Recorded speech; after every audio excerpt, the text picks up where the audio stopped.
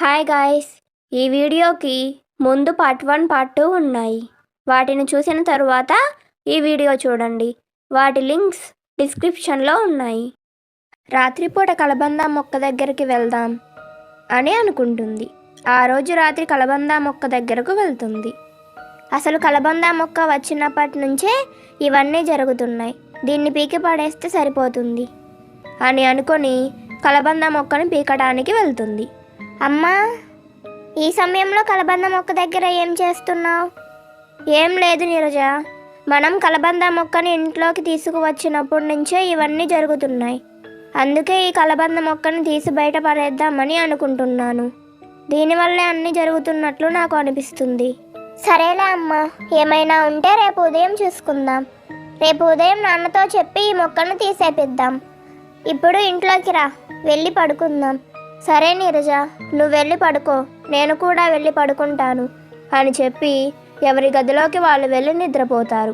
తర్వాతి రోజు ఉదయం ఊరిలోని ప్రజలు అంతా ఎవరి పనులకు వాళ్ళు వెళ్ళిపోతూ ఉంటారు.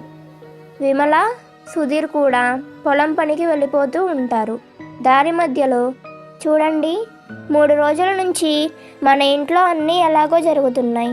వాటి అన్నిటికీ కారణం ఆ కలబంద మొక్కే అని నాకు అనిపిస్తుంది. అది వచ్చినప్పటి నుంచే ఇవన్నీ జరుగుతున్నాయి. దానిని తీసి బయటపడేయండి.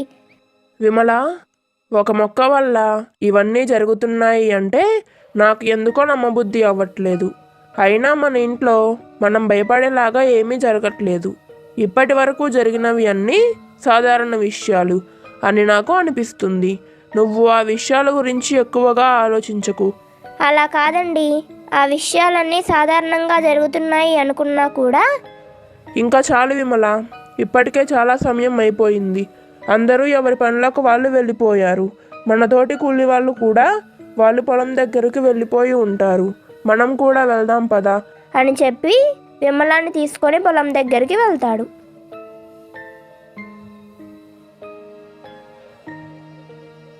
పొలంలో పని చేసుకుంటూ ఉండగా నీరజ పరిగెత్తుకుంటూ పొలంలో పనిచేస్తూ ఉన్న విమలా సుధీర్ దగ్గరకు వస్తుంది.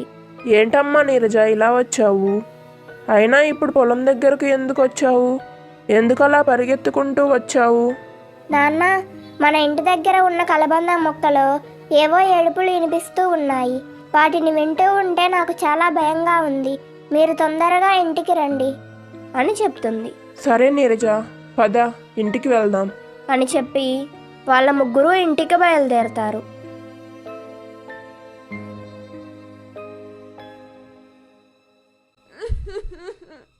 ఇంటికి వెళ్ళి చూసిన వాళ్ళకి కలబంద మొక్క ఉన్న ప్రదేశంలో ఎవరో ఏడుస్తున్నట్లు అరుపులు ఏడుపులు వినిపిస్తూ ఉంటాయి. ఏమైంది విమల, ఎందుకు ఇలా వినిపిస్తున్నాయి? అయినా ఇది ఒక మొక్కే కదా, ఎందుకు ఇలా జరుగుతుంది? నేను మీకు ముందు నుంచే చెప్తున్నా కదా అండి, ఈ కలబంద మొక్కని పీకి పడేయమని. మీరు ఇప్పుడు దీన్ని పీకి పడేయండి, లేకపోతే ఏం జరుగుతుందో ఏంటో అని మాట్లాడుకుంటూ ఉండగా ఆ కలబంద మొక్క దగ్గర నుంచి వస్తున్న ఏడుపులు శబ్దాలు అన్నీ విని ఊరిలో ఉన్న ప్రజలు కొంతమంది అక్కడికి వస్తారు. ఏమైంది సుధీర్, ఇక్కడ ఏవో అరుపులు ఏడుపులు వినిపిస్తున్నట్లు ఉన్నాయి. మాకు వినిపించడంతో మేము ఇక్కడికి వచ్చాము. ఏమైందమ్మా విమల అని వాళ్ళని అడుగుతూ ఉంటారు. అప్పుడు సుధీర్, ఏం లేదు రమేష్, నేను మొన్న పొలం దగ్గరికి వెళ్ళినప్పుడు ఒక కలబంద మొక్కను తీసుకొని వచ్చాను. నీరజ ఇంట్లోకి కావాలి అని చెప్తే, కానీ అది వచ్చినప్పటి నుంచి ఇంట్లో ఏవేవో వింతగా జరుగుతున్నాయి అని విమల అంటుంది. ఈ కలబంద మొక్క దగ్గర నుంచి ఇప్పుడు చూస్తే ఏడుపులు అరుపులు వినిపిస్తూ ఉన్నాయి. ఎందుకు ఇలా జరుగుతుందో నాకు తెలియట్లేదు. నీకేమైనా తెలుసా అని సుధీర్ రమేష్తో అంటాడు. ఏమో సుధీర్, ఈ కలబంద మొక్కను ఇప్పుడే పీకి పడేయండి, అప్పుడు ఇదంతా ఆగిపోతుందేమో అని వాళ్ళు అంతా మాట్లాడుకుంటూ ఉండగా అక్కడికి ఆ ఊరి పెద్ద అంజయ్య వస్తాడు. ఆగండి, ఆ మొక్కను ఎవరు పట్టుకోకండి, ఎవరు బయటకు తీయొద్దు. ఎందుకు అంజయ్య గారు, ఏమైంది?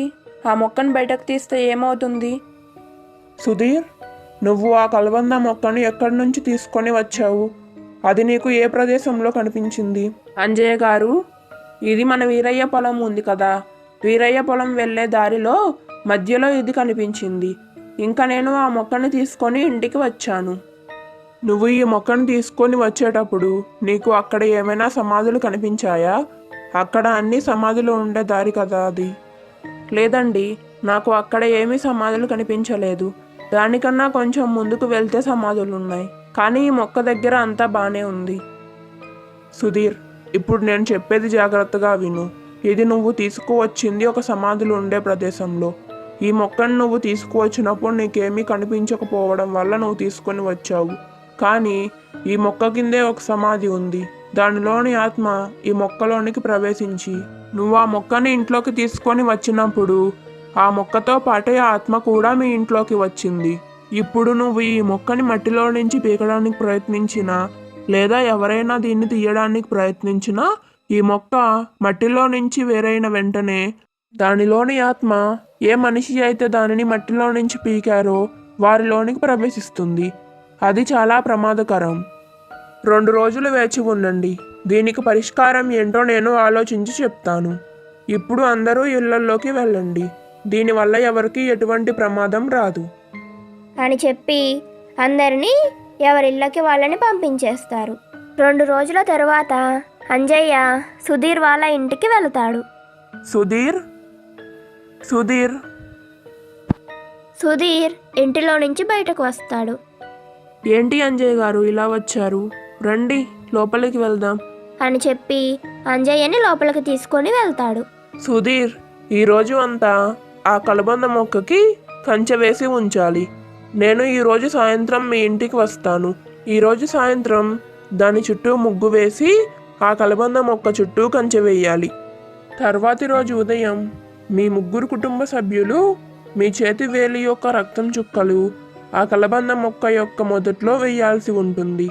తరువాత ఆ కలబంద మొక్కను నాటింది నువ్వే కాబట్టి నీ చేతితో నువ్వే ఆ కలబంద మొక్కను తీసేయాలి. తీసివేసిన కలబంద మొక్కను చెరువు దగ్గరకు తీసుకొని వెళ్ళి దాని వేర్లను తుంపి చెరువులో పడేసి మిగిలిన భాగాన్ని ఆ మొక్క ఎవరికీ కనిపించకుండా భూమిలో పాతివేయాల్సి ఉంటుంది. అలాగే అంజయ్ గారు, మీరు చెప్పినట్టే నేను చేస్తాను. సరే సుధీర్, నేను ఇప్పుడు ఇంటికి వెళ్ళి ఈరోజు సాయంత్రం నేను మళ్ళీ ఇక్కడికి వస్తాను అని చెప్పి అంజయ్య వాళ్ళ ఇంటికి వెళ్ళిపోతాడు. అంజయ్య అదే రోజు సాయంత్రం సుధీర్ వాళ్ళ ఇంటికి వెళ్తాడు. ఆ మొక్క దగ్గర పూజ చేసి కంచె వేస్తాడు. సుధీర్, విమల, నీరజ వాళ్ళ యొక్క చేతివేలికి చిన్న రంధ్రం చేసి దానిలో నుంచి వచ్చే రక్తం చుక్కలను ఆ కలబంద మొక్క యొక్క మొదల భాగంలో వేస్తారు. తరువాత సుధీర్ ఆ మొక్కను చెరువు దగ్గరకు తీసుకొని వెళ్ళి ఆ మొక్క వేర్లను తుంపి చెరువులోనికి విసిరేస్తాడు. తరువాత ఆ మొక్క మిగిలిన భాగాన్ని మట్టిలోకి పాతేస్తాడు.